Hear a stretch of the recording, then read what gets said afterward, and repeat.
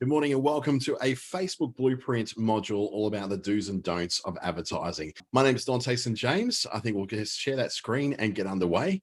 There's not a huge, heavy amount of stuff in this one, but it is important to understand what some of those purposes are for the ads policies in Facebook and Instagram, and also understanding what those little things you might be doing that might be getting your ad rejected at the first attempt and how you can then go and appeal those as well. So without further ado, let's get this one underway. And I'm just going to make sure I share the right screen here. And I've done it. Look at that.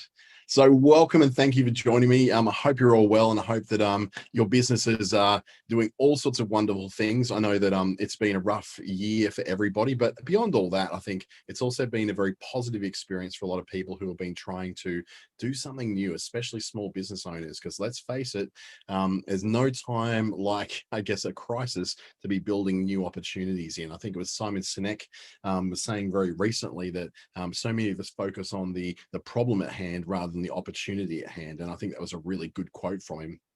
First, a little bit about myself. I'm Dante St. James, and I am a Facebook Australia New Zealand community trainer, as well as a Facebook Blueprint lead trainer for the global program that we're actually studying from today. I'm hoping to get back on the road with Facebook very shortly to be able to get around Australia and see more people, particularly in Queensland, Western Australia, and throughout regional areas of the Northern Territory too.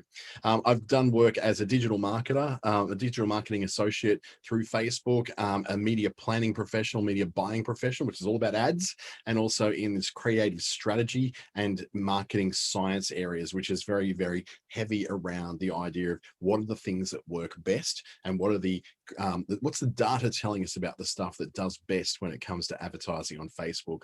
Now, this is part of the Australian Small Business Advisory Services Digital Solutions Program, brought to you by Business Station in WA, Treaty Business Consulting in the Northern Territory, and Regional Development Australia, Brisbane in Queensland. So if you're one of those sort of areas, thank you for joining me wherever you are in Australia. It's great to be able to bring some of this stuff to hopefully bring a bit of clarity to the Facebook ads processes. So what we're going to cover today is a bit about the Facebook ads policy and how ads go through that review process and what is actually reviewed and who is trying to review those things for you.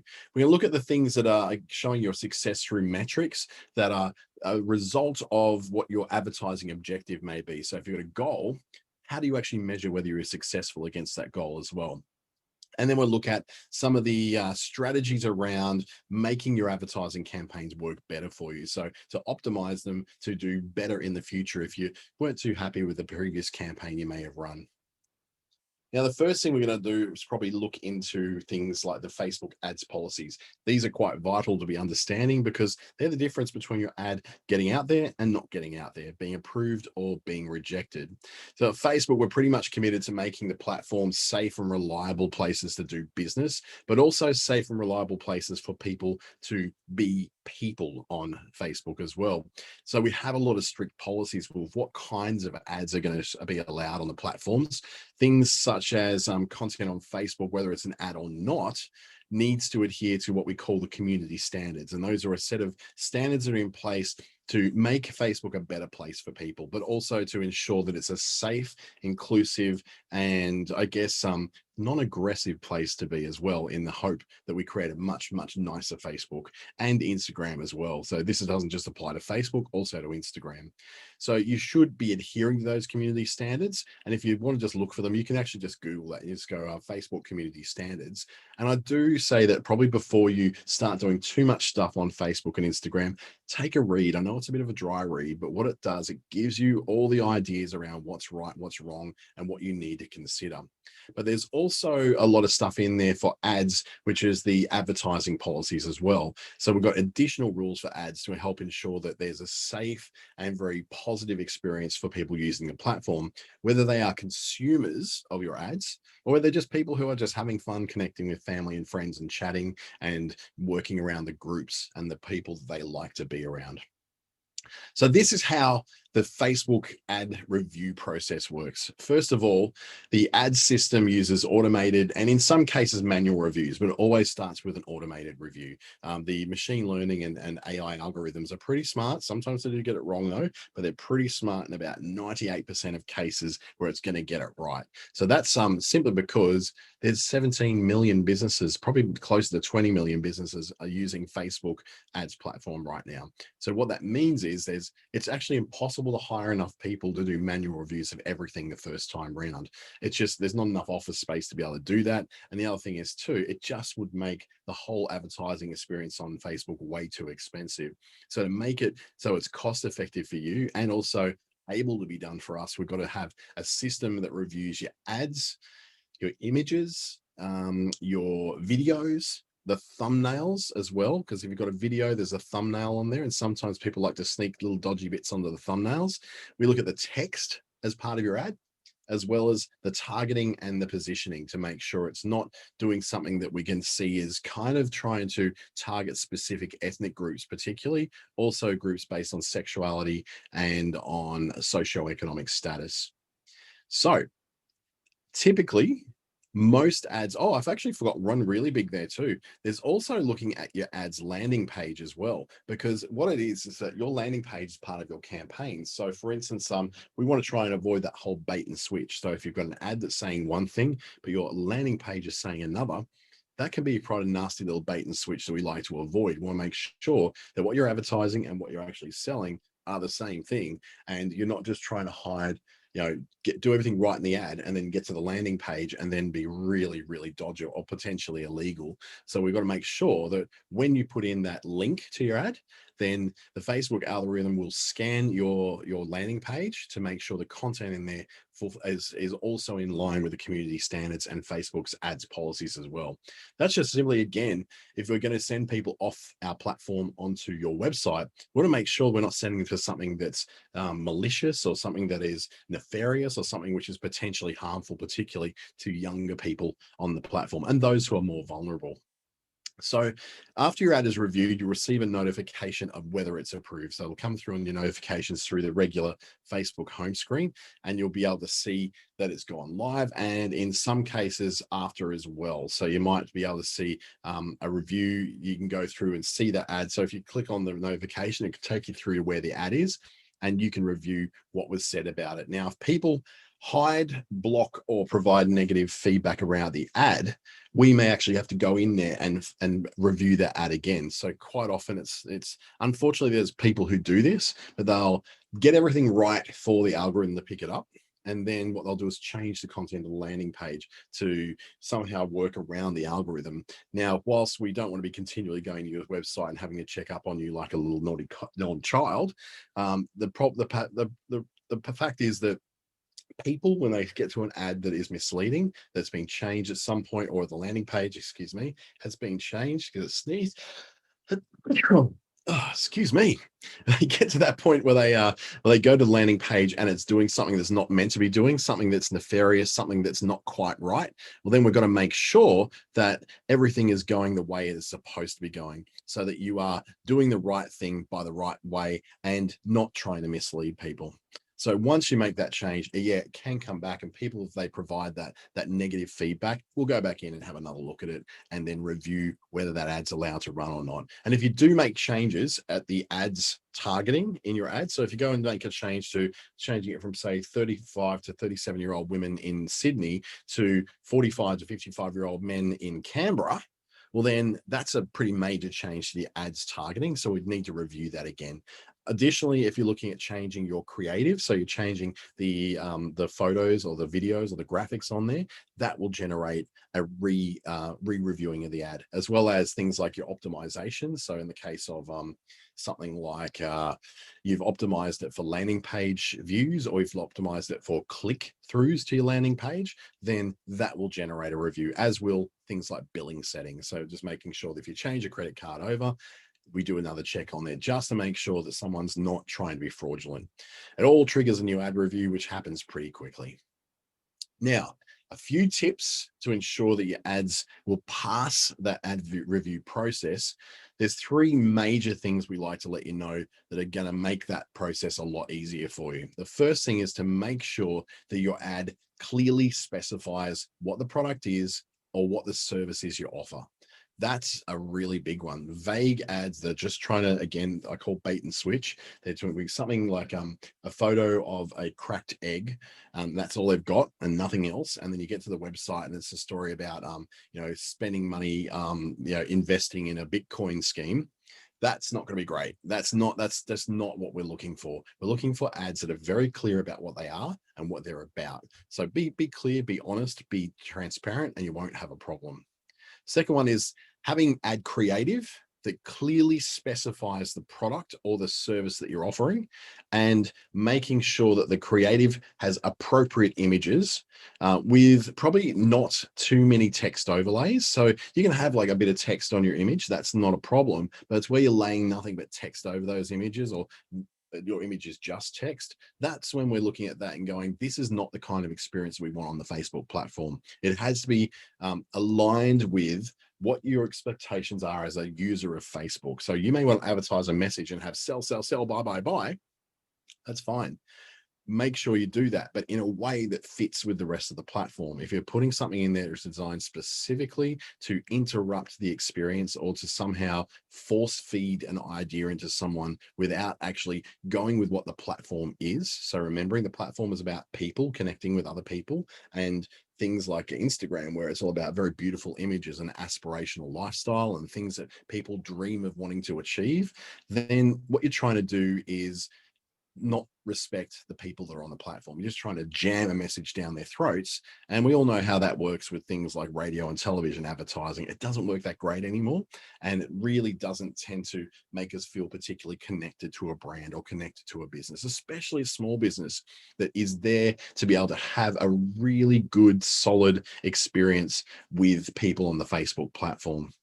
Then the other thing we want to do is make sure that landing page works and reflects the ad accurately. We're talking about that bait and switch before, making sure also that the link works in all regions. That's a really important one, because what we need to do is make sure that if you're advertising to Australia, New Zealand, Vietnam, Indonesia, and Timor-Leste, that one of those doesn't seem to have a block against it. So you can actually get that landing page in all those different countries. So we'll look at those in a little bit more depth here. What we're going to look is look at the first tip, which is to make sure your ad clearly specifies what it is you're looking for. So for instance, in the first example on the left, we've got hair day with color kits. So it's showing their 30 different color kits. It's got a photo of a crazy hair color. Makes sense. The one on the right though, looks like it's like a greengrocer's store or an apothecary or one of those sort of places that sells a lot of bottled fragrances and bottled essences and oils and stuff. Doesn't look anything like hair day. So that one does not adequately specify and clearly show the product or service is being offered. So, you've got something which actually works for what the thing is that's being sold, and then you've got one that doesn't. The second tip is to make sure your ad creative shows those appropriate images without stupid amounts of text overlay, because things get messy. Even if you're a bit of a Canva whiz and you like to be able to put some overlays on there, remembering that you've got room for text above and below every ad. You don't have to cram your image full of ad text as well. In fact, when you do, a little funny thing called TLDR happens, which is too long didn't read. The human eye, when it comes to big blocks of text, if it's not used to those in the medium that's reading it, say for instance in art, or if it's in a social media platform, or if it's on a website, that we tend to skip over things, because people tend to skim as we're going through Facebook and Instagram. We're flicking up, we're going through, and we're looking for things that stand out. Now, what happens is that lots and lots of text just looks like an ad. And what have we been training ourselves to do since the beginning of time, when advertising first became a thing? We flick away when we're seeing ads. We put down the volume on television when the ads come on, or we walk away. That's an opportunity to go and make a cup of tea. Or in radio, we flick to another station if we're getting 5-minute blocks of ads in a row. And the same thing kind of happens with Facebook and Instagram. If we see an ad, we just flick on past it because we know it's an ad. So what you want to do is reflect the platform you're on and reflect the stuff that's in that platform. photos that are interesting, videos that are actually honest and interesting about the product that's in there. The minute you start adding a whole lot more text, once upon a time, we actually used to have the 20% rule, which made you say that, okay, only 20% of an ad's graphic can actually be text. That's been thrown out now because there's some actually remarkable ways of using text that are very beautiful and very effective when it comes to advertising. But doing something like you do on the right there with the, you love a particular kind of bag, and then you stick text over the top of the image and you don't properly lay it out in such a way that people can read it, that's not a great experience for your brand. It's a really poor experience for the people viewing your ad. And it's an even worse experience for the platform because it's actually looking messy and just looking ugly. It's just not a great thing to look at when you're flicking through a feed, is it? And then the third tip being the one about having your landing page working. It needs to ensure that your work and accurately reflect the ad. So things have got to be in there. So if you go like dolly.com, you go through to their landing page, it works. But if you go through the landing page and it doesn't work, your ad's going to be rejected straight away. So that's a really important thing when you're creating landing pages or content pages, say on a WordPress site, where you've got that content page actually not going live until the ad goes live. You want to actually make it so the content page is live when you're making your ad. So that may not time out particularly great with your campaigns that are time dependent as with launches and that. But what you can always do is have your page on WordPress or whatever it is you're trying to build, have at least a live page in there so that when it gets there, it can see that there's a deal that's going to happen. And then you can have a module, if you're using Divi or Elementor, you can have timed modules that actually come in and then create the offer or the special or the deal or the content that you want to have bringing in then. So just making sure that when you're setting up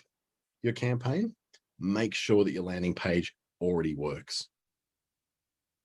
Now, if your ad doesn't make the cut, it doesn't make it through and it's not approved, you can visit facebook.com/account quality.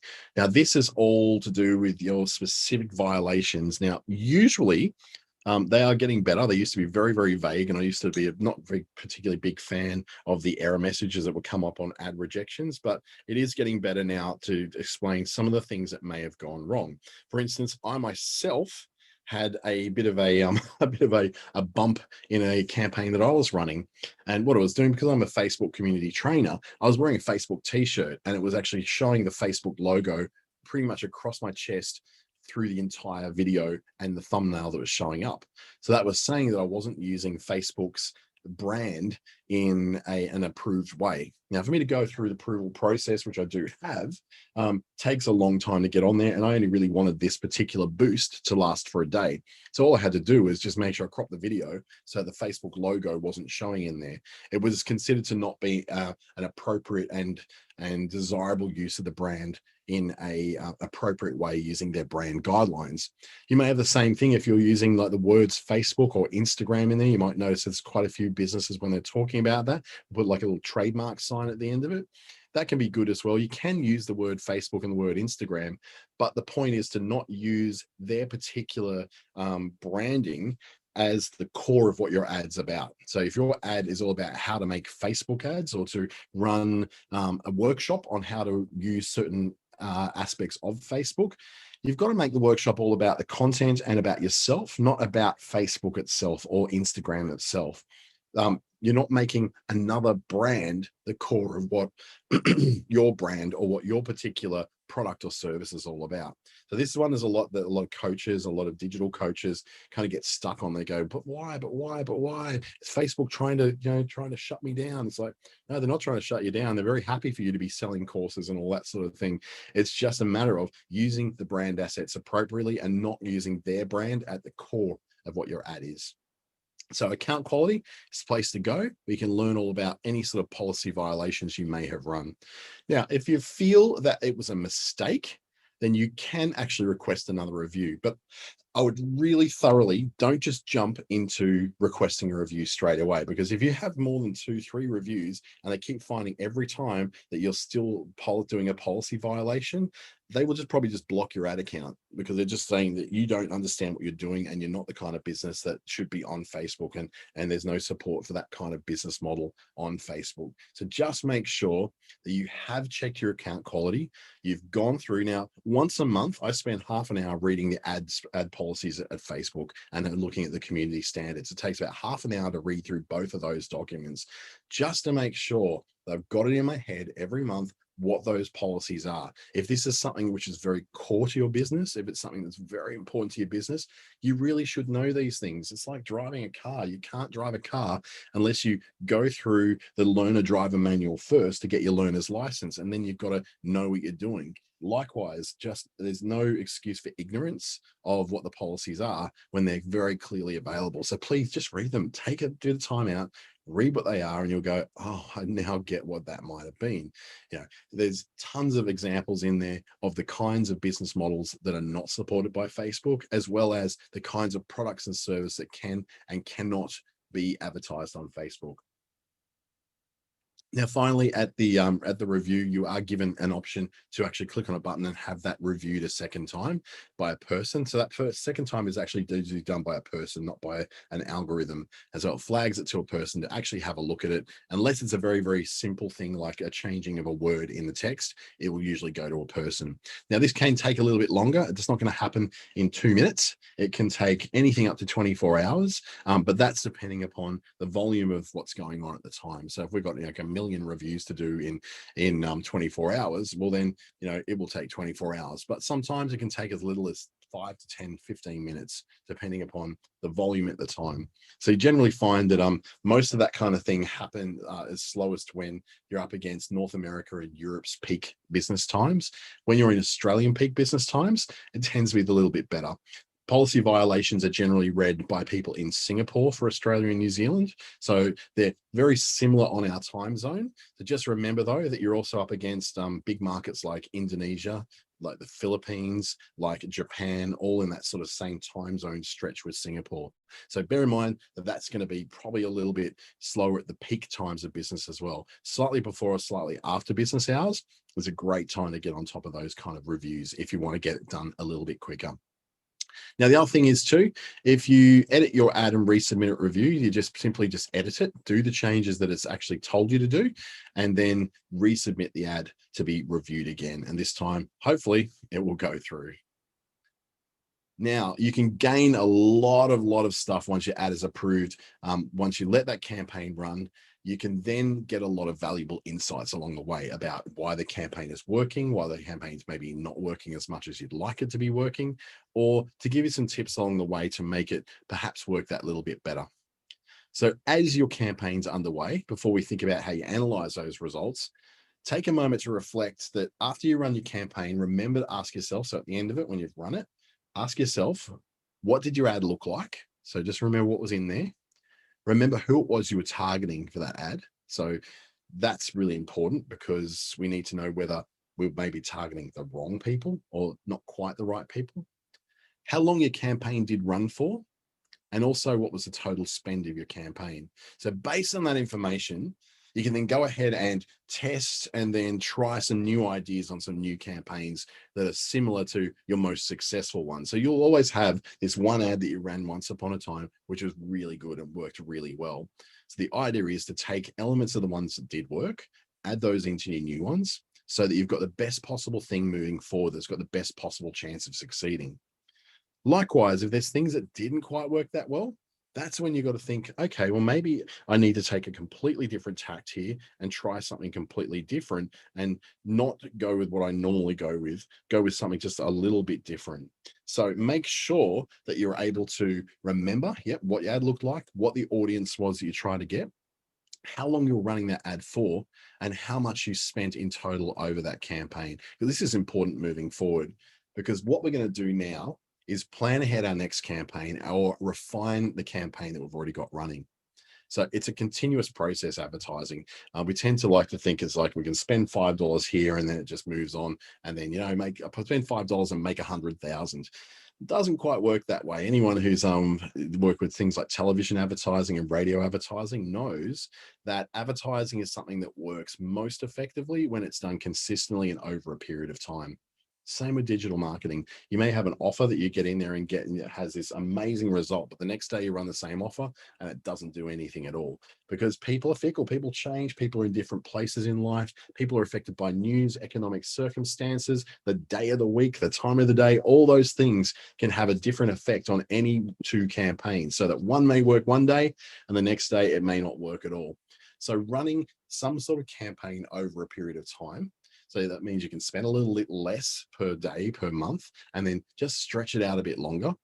A lab enables you to understand that you have got a business goal that you can establish, that you can base on data, so that you're not just putting an idea out there, not just putting yourself out there, but you're matching what your goal is for your business to an actual campaign objective. So if you remember going to the ads platform, you got the awareness, consideration, and conversion objectives. So awareness, you got things like reach and brand awareness. In the consideration, you got things like messages, leads, and traffic to your website, and then conversion and shop traffic. So remembering which one of those is the one you want to concentrate on that actually translates to what you want to do with this campaign in your business. Now, the usual answer to that is, I want to make money. Okay, that's great.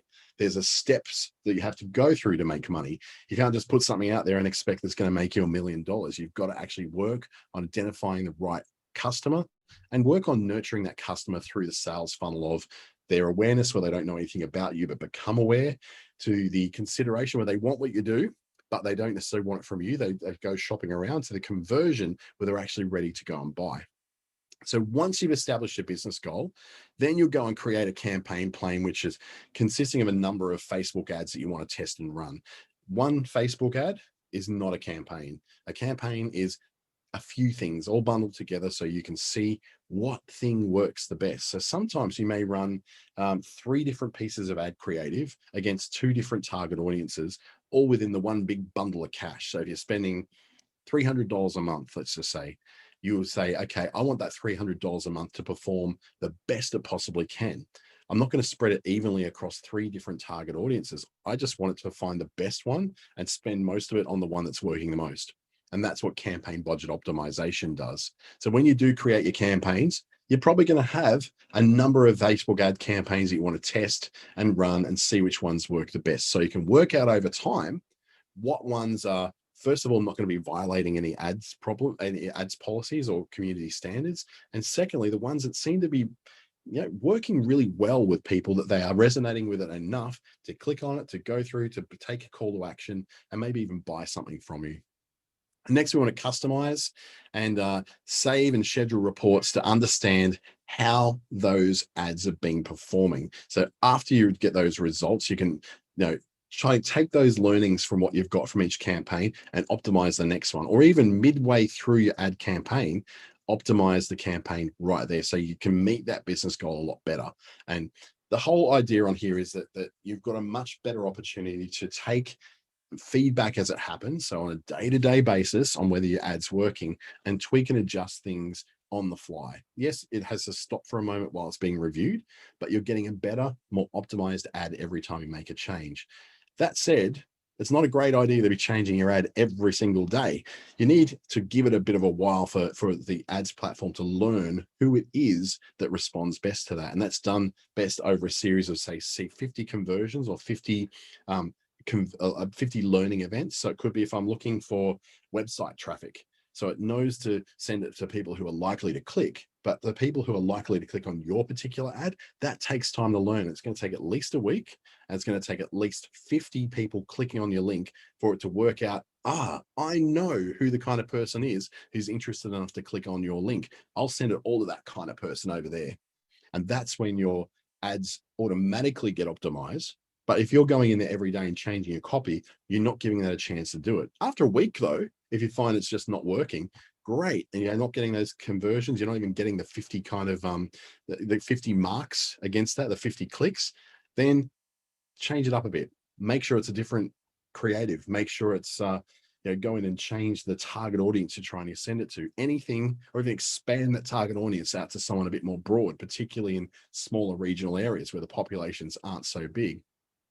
Your marketing objective should really guide the choices at every step that you're going to take. So ask yourself what you want to do with your advertisement and what do you want it to do for you. Before you look at your campaign data, though, take some time to revisit what these goals are, because they are really, really important for you. You want to make sure that you're optimizing your campaigns based upon the performance of the ads, not just on an opinion. The committee of one is a very big danger, where you go to someone, they say, oh, look, I really think you should put a pink background on that because people like pink. The opinions are not as great as data. Data is going to tell you a whole lot more. There's a certain amount of hunches when it comes to sales and marketing, but you go, yeah, I know my audience. I know that they are going to respond to having a Queensland flag in the background fluttering in the breeze, because they're very patriotic and very parochial, and they want to be able to show that they're Queenslanders. Great. Okay. But base that on data as well. Don't just take it as an allegorical thing, because there's just as many people who don't watch rugby league in Queensland as those who do. So if you're appealing only to people who do, just beware that you may be not actually appealing to people who are just not all that into it. And remembering too, places like the Northern Territory where I'm at, and also in Queensland, a lot of people actually came from elsewhere. So you don't even know how many Blues fans you might be actually offending along the way. Now, when we go to evaluate those results, we base them on the ad objectives that we set in place. So, for instance, the goals that we went in and said we wanted to actually set up as part of our campaign. So, let's take a little bit more of a look at that. So, remember, when you start building your ad campaign, make sure you have a bit of a goal in mind of what you want to achieve. And this goal is helping you to identify what the metrics are that you're going to view that are going to tell you whether it's been successful or not. So, for instance, if you are looking for clicks through to your website, obviously you want your metrics to show clicks through the website, right? If you're looking for sales, you want the metrics showing you the conversions of sales within your website. So these are the kind of things you've got to bear in mind first. So let's say, based on your business goals, the metrics you want to look at will be all about things that are meaningful to your business. So if your focus is on increasing brand awareness of people knowing who you are, or something like reach, then the success metrics you're going to be looking at, or most likely wanting to be looking at, I guess, are the number of impressions. So that's your reach, and the cost per impression. That's telling you that the ad showed that many times, and it cost this much per times it was done, usually in thousands of impressions. So cost per thousand, or CPM it's called. Why is it called CPM? And when it's cost per thousand, should it be CPT? Because M is the Roman numeral for 1,000. Just those one of those stupid ad campaign things that doesn't really make much sense unless you come from the industry. Now, if you're focused on increasing things like engagement, then your success metrics would most likely be the number of things like event responses, how many page likes you got, the number of clicks you got through an ad, or the cost of that click is going to be important to you, and the overall click-through rate. So the cost per click is how much it's going to cost for each person to click on you. That's an average over your entire campaign. And the overall click-through rate is saying, how many times do I have to get in front of someone to finally get them to click? So click-through rate on things like banner ads on websites is probably 0.005 per thousand, which is really bad. But if it's like something like a Facebook ad, your cost per thousand may be more like 5 to 6%, which is a lot more valuable, particularly if you're on a very targeted audience who are most likely be interested in what it is you're doing. Now, lastly, if your business goal is, say, conversions on your website, and you're focused on those actions that are taken to get someone to convert, you're most likely going to be looking at the number of sales and the customers that walk into your store and how much it actually costs you to do those. So if you're selling a $300 widget on your website and it costs you $30, then you know it's taking 10% of the cost of that to get someone to buy it. So you know that's information that's either valuable to you or not.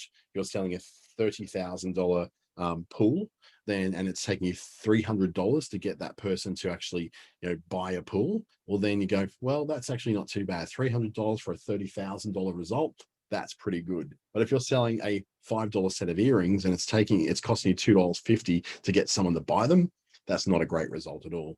And likewise, to get someone to walk into your store, it may cost you, on a purchase behavior of maybe buying something for $49.95. If it's costing you $25 to get that person in the store, you're definitely not doing a good job. But if it's costing you 50 cents to get them in to buy a $40 piece of stuff, that's actually not too bad a result. Now we're going to look at because tailoring your campaign to your audience. So this is the best practices in there for making sure you know how to optimize your target audience correctly for the sort of thing you want to achieve. Now, sometimes you might need to adjust your target audience to ensure that your ads are actually doing well. Or maybe you selected an audience group that was a little bit too narrow in the past, or maybe reached too few people as a result of being too narrow. Or maybe you selected too many people who weren't your ideal customer. So you went out, I want to reach everybody in the Ipswich region in Queensland, or everyone in Darwin, or everybody in Mandurah, just south of Perth. And you're saying, well, not everyone there is my ideal customer. So you may need to, in that case, narrow the scope down a little bit. In any case, when you adjust your target audience to ensure you reach the most relevant customers for your business, you're giving yourself a much bigger chance. So when you're adjusting, it means sometimes expanding it out a bit and sometimes contracting it back a bit. But first, we'll look at when we focus on the people most likely to become your customers, and we give them creative which most likely appeals to them, and we give them the words that speak in the language and the talk that they are working with, you've got a far greater opportunity to be able to connect with that customer enough that they'll actually go, yeah, I'm going to click that learn more button, or you know what, yeah, I'm going to swipe that stories ad up and read more about what this particular thing is. It's really, really important to focus in on the people who are most likely to become your customers. Treating Facebook and Instagram like a TV station and just going, put my ad out there and make it go to everybody is going to waste you a lot of money. Your cost per click is going to get really high over time, and your cost per conversion is going to be way, way higher than if you actually target in on who those people are. So you do that by knowing who your customer is, knowing what their behaviors are, knowing the things that they do and where they go and what the kind of stuff is. And you find that out by getting to know your customers. Just trying to do everything automated through automated forms and processes and automated, affiliate programs is not teaching you anything about your customer, and you're not getting metrics back of any value to you. But when you're a small business and you're trying to get people to understand exactly what it is that you're trying to do for them, and it's really well targeted to them, then you've got the best chance possible to connect with them and get that conversion out of them. Now we're going to look at the more of a fun part, I guess, is where it's the do's and don'ts of optimizing the creative of your ad, making sure that the material that you put in there, graphics, the videos, the photos, are really there to hit the target audience you want in the best way. And this is where you need to do probably the most amount of testing and iterating is with your ad creative. So you can try different ads. You can learn if something might work a bit differently than expected. For example, you could test different ad formats to see if they result in different outcomes. So this example might be where you're advertising in the Instagram feed, but you're providing a full screen version of it to advertise on Instagram stories. And this is made really, really simple through the ads platform program, where you're going through, you've chosen what your campaign's all about, you've chosen who your target is. But when you get to the creative and you're building your ad itself, it actually asks you if you want to customize your ad for different placements. And what that is saying is that, do you want to have different shape ad on stories? Do you want to have different shape ad for sidebar? Do you want to have a different shape ad for Instagram, for instance? Or do you want to even change the creative altogether, all in this one piece of creative, to go to different placements with different kind of stuff? Now, I like to think that we send the same photo and information through, but in the case of something like the Instagram feed, you've got a caption which contains the information you want to have on your ad down below the actual photo. And because what we're looking for on Instagram is things that are beautiful and quite attractive and aspirational and of a lifestyle that we would like to be living and achieving, then we tend to find that putting a lot of overlay of text on Instagram just isn't helping you at all. It doesn't give anyone a reason to want to stop and look, because they just look at it and go, it's an ad, keep going. It's an ad, keep going. Though on stories, because you don't have any space for text at all, so text in your ads don't show on stories, you may find you want to do like you've done this one from Wind and Wool and actually put the text in. So if you're using Canva, for instance, use that to overlay the text on your image so it's already there. But make it so that the text isn't the whole point of the article. You're still going to be attracted to that image because you somehow resonate with the guy with the woolly jumper feeling all warm and cozy in a North American winter, or whatever it is you're about to go through. We're just going into winter here in Australia ourselves, so maybe warm woolly jumpers are a very attractive thing to be looking at. Then make it about that first, and then your words can sit in underneath it. Remember, you're attracting attention with your creative, and then you're giving a call to action in your text. So it's not the other way around. We're not going to attract attention with text. We attract attention with the creative. That's where the fun stuff is that people actually want to look at. So here's a bit of a tip. Make sure you have at least 2 different kinds of ads running so you can test different things like copy, or test different things like the creative itself, to see what's more meaningful and to see what seems to connect with people the better. Just putting one ad on might seem convenient, but putting 2 ads on, even if it's just testing a different background or a different font or testing a different set of words that you're going to use in the ad, having 2 there allows you to know which one works and which one doesn't. And I guarantee you it's not going to be even. One is going to sit way above the other, and it always does. There's something about some ads that just stick out. In my case, it's kind of funny. I try to play a little game with myself to decide, which is the ad that's going to win, which is the ad that's actually going to do the best in this campaign. And I never, almost never, ever choose the right one. Now, I might run 6 different variations of ads for quite a high level campaign that may be spending $1,000 to $1,500 in a month. When I'm doing that, though, I try to pick which one it is. And it's usually the one that's like a video ad that's very bright and colorful and all that. And I tell you now, it's usually the one that isn't that spectacular. Ones that are sort of bursting out of you and trying to do these really funky colors and all that are the ones that don't tend to perform the best. And the reason I guess for that is because they're very ad-like. That's what ads try to do. The ones that fit into the feed and actually seem to have something that is really, mindful of trends that people are going through, mindful of where people are at in their lives right now, that are kind of speaking directly to them and to what they're going through or the problems they're trying to solve. Those are the ones which invariably tend to do the best. Just that I still think that flashy ads to me are going to work better, but they don't. They never do. Now, there's best practices and do's and don'ts also when it comes to looking through your reporting of your ads. So based on how you define success for your business, what should you look at in your campaign to know if it's actually been successful? And in this case, you'll be looking at things like at the campaign level, you'll see a bit of a summary of how your campaigns are performing. And then it's broken down by campaign. You can then see things like which campaigns are active.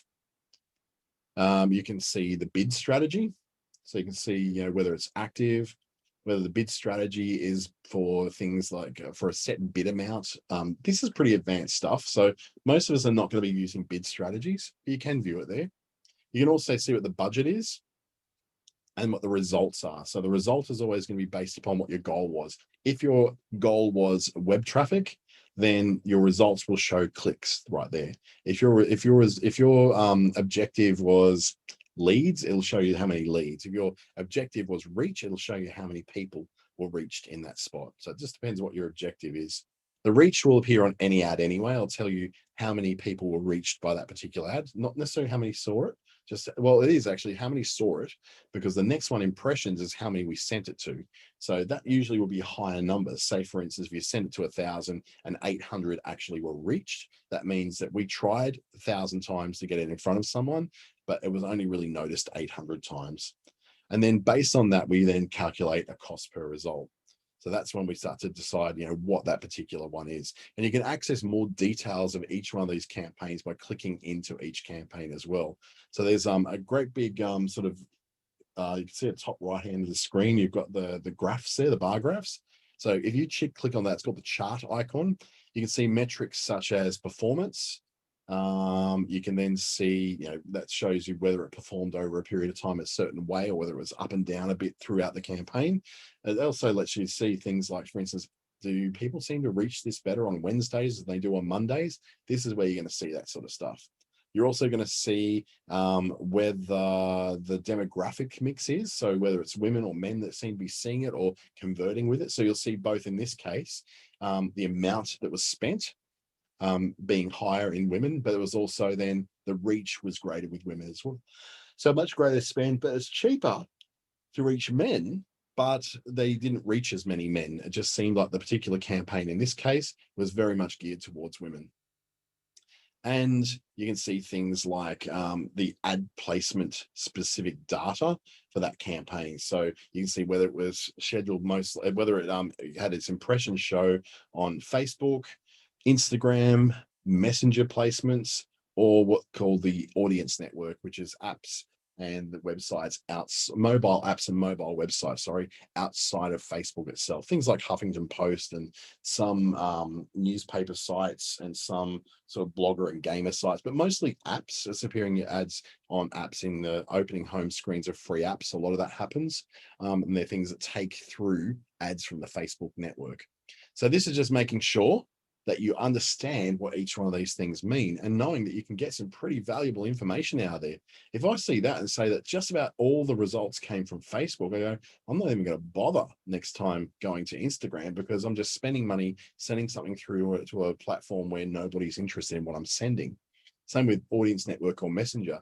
As a tip, I never send anything to Audience Network because there's very few Audience Network properties that are geared towards Australian audiences. So if I'm advertising something to Australia, that's probably a very useless one. But if I'm advertising to some Asian countries, particularly to places like Indonesia and places like Malaysia and Vietnam and Singapore, the Audience Network can be remarkably effective in those markets, but not quite as effective in Australia because we just don't have a lot of a focus on it.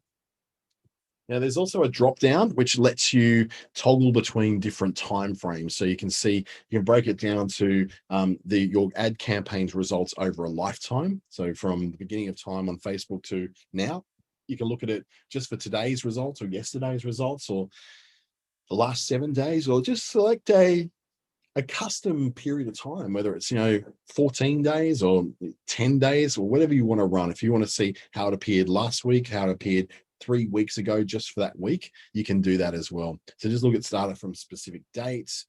You can look at lifetime data. It's all pretty interesting to be able to do that. But remember, it does take time for Ads Manager to learn and iterate. So just make sure that you give it some time. It's not going to appear, if it says the today thing, it doesn't mean it's today as in the last 5 minutes. It can take you, that can be a couple of hours out, up to 4 hours out. So tend to look at that stuff towards the end of the day rather than the beginning of the day, because it's going to be a lot more accurate later in the day.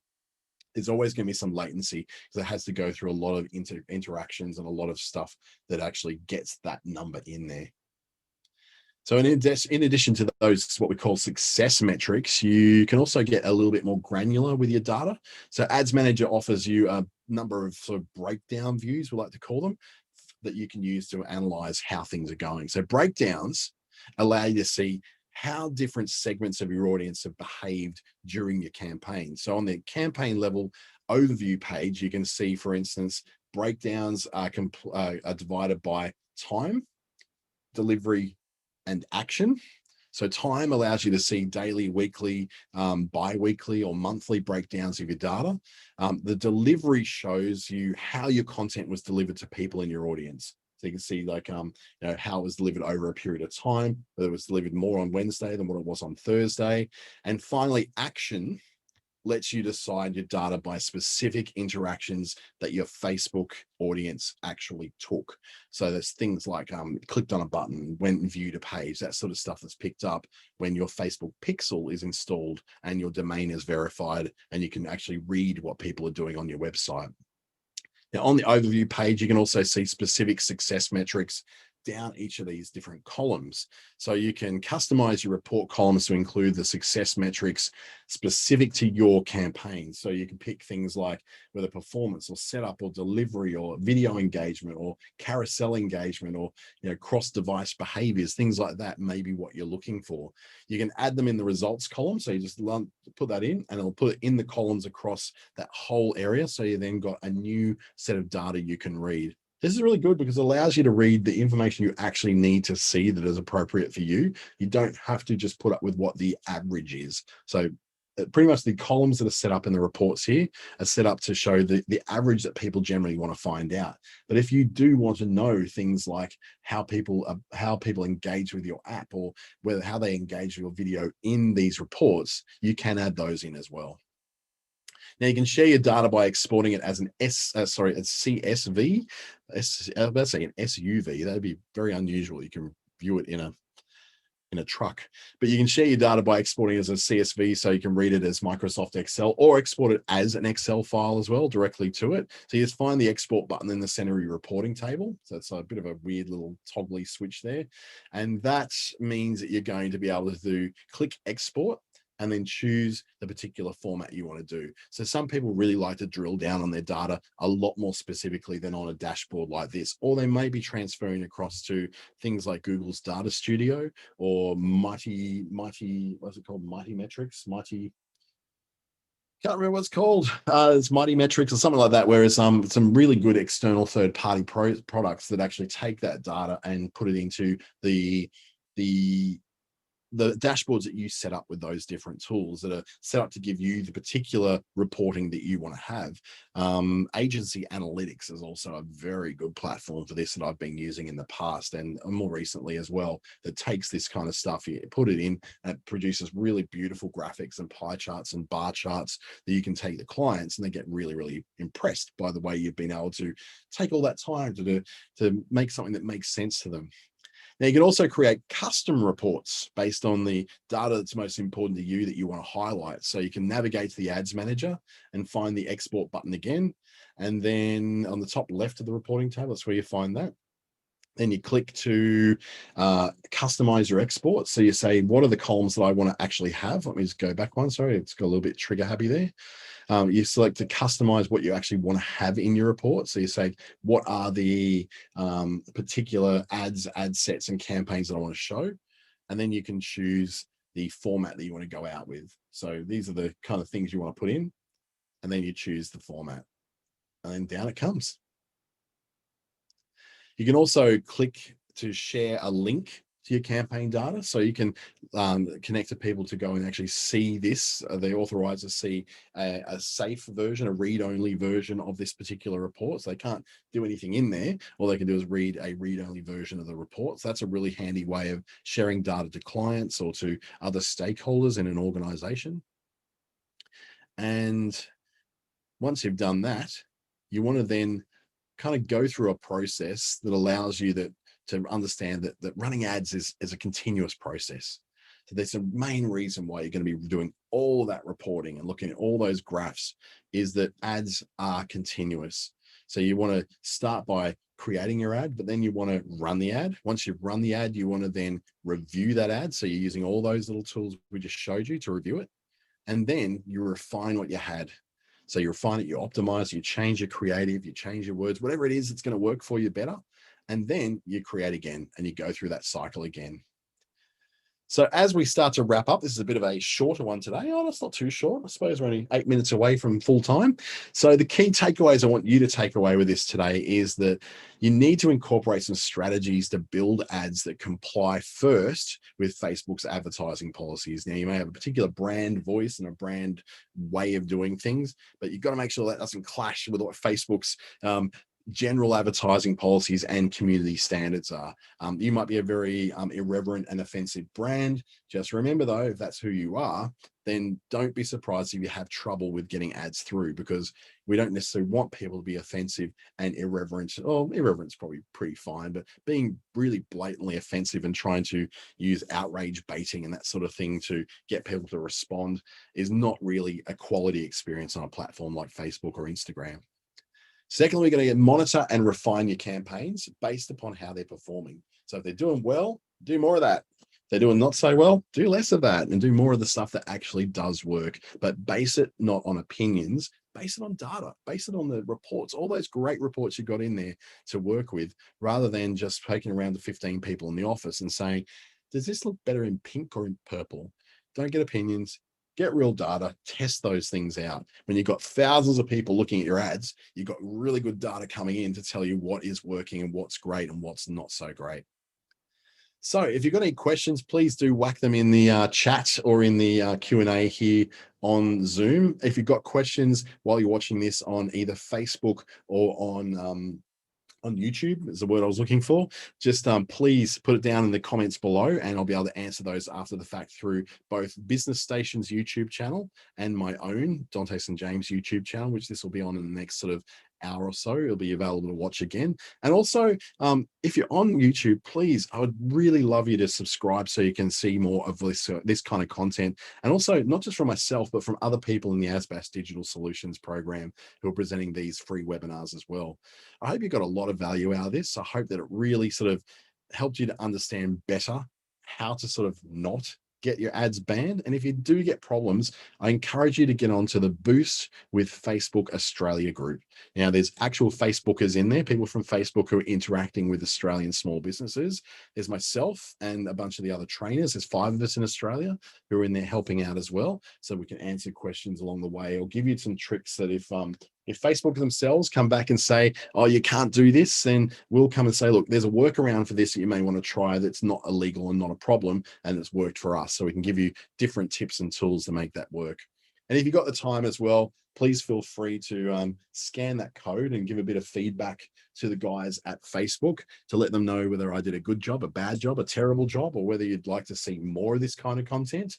This event was called Do's and Don'ts of Advertising, and my name is Dante St. James. I welcome you to send me an email if you'd like to, or pop over to my own Facebook page at fb.com/I am Dante St. James. My old full name has actually been taken on Facebook. Would you believe that? How rude.